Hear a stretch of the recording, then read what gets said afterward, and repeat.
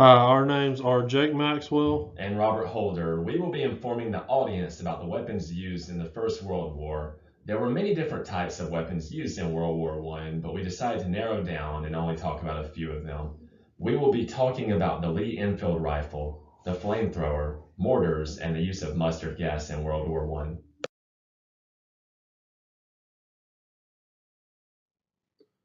The Lee Enfield rifle was one of the most popular weapons used in World War I, but best known for its use by the Commonwealth Army. It was like a modern-day bolt-action rifle with a removable magazine. It originally held 8 shots in the magazine, but was later modified to hold 10. The use of the magazine came in handy for the soldiers on the front line because it was easy to remove and allowed soldiers to shoot more bullets per minute because they could carry multiple magazines.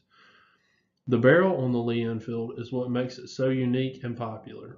It was approximately 30 inches long because it helped the soldiers be more accurate at long distances. The Lee Enfield was also originally just used as a weapon to be given to the infantry's best marksmen, but once people realized how efficient and accurate it was, it became very popular for everyone. Although it was a great weapon that was used by the Commonwealth Army in World War I, the Lee Enfield had its downfalls. One of the biggest problems it had was misfires due to dirt buildup in the chamber/bolt area of the gun. It was known for storing dirt and sand around the area of the gun, so to prevent this, soldiers would cover the bolt with cloth while they were not fighting. This was an effective strategy for non-combat situations, but the maker of the gun, American James Lee, knew about this, so added something very interesting to the weapon. He invented this gun with a storage area to hold gun cleaning supplies so that this problem ever arose, a soldier could fix it on the spot. This was unique to only the Lee Enfield and was a luxury to all soldiers who ever used one.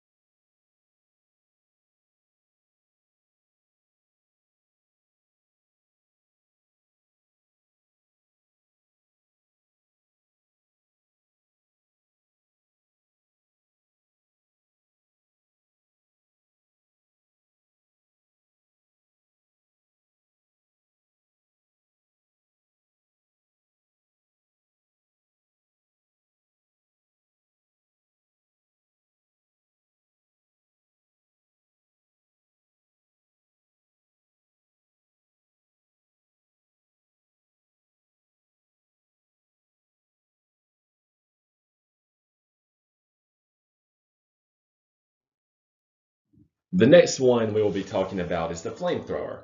This was a weapon of great innovation created by the Germans. The concept of said weapon is to spread fire via the launching of burning fuel. The flamethrower, also called the Flammenwerfer by the Germans, was first used during World War I when Germany attacked the British at Hoog in Flanders. The usage of this weapon proved both terrifying and destructive to the British, who lost nearly 800 men during the attack. With the success of the flamethrower at Hoog, the German army used this weapon for more attacks on all fronts. The flamethrowers would typically be used in groups of 6, with each machine being worked by 2 different soldiers. The British had begun working on their own version of the flamethrower before the Somme offensive. 4 models were created and placed in a trench in an area known as No Man's Land, just yards from the German line. In addition, the French created a flamethrower known as the Schild that would rival the German flamethrower. The French flamethrower was used in trench attacks during 1917 and 1918. On a side note, the Germans created a lightweight flamethrower known as the Wex that could self-ignite.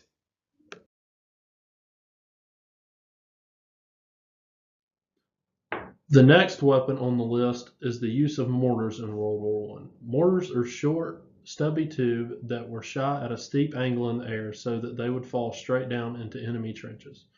Once the mortar hit the ground, it caused an explosion that would kill or injure groups of people. It was an artillery weapon used for mass destruction and was a huge advantage for the Germans in the beginning of World War I. These mortars came in different sizes, a small, medium, and a large mortar. Although the Germans were the people who began using mortar, it did not take long for the British and the Allies to catch up to the Germans and surpass them with superior mortar artillery. This piece of equipment was called the Stokes mortar and was created by Sir Wilfrid Stokes. It was created to be a lighter and more efficient mortar so that you could shoot more per minute but still have each mortar do great damage. The Stokes mortar also came in 3 sizes.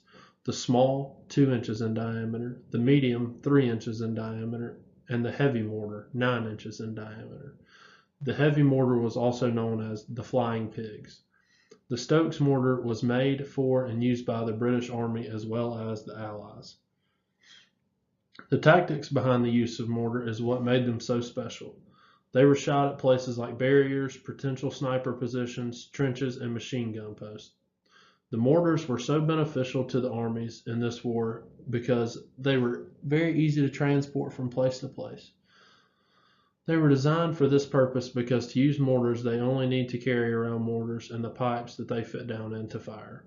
Just carrying those things and extra firing tubes, the infantry would be set and ready to blow up anything or anyone in its path. Mortars were so beneficial because they were used in places where flying artillery could not be used. These were some of the best weapons used in World War I because they were accurate, deadly, and versatile.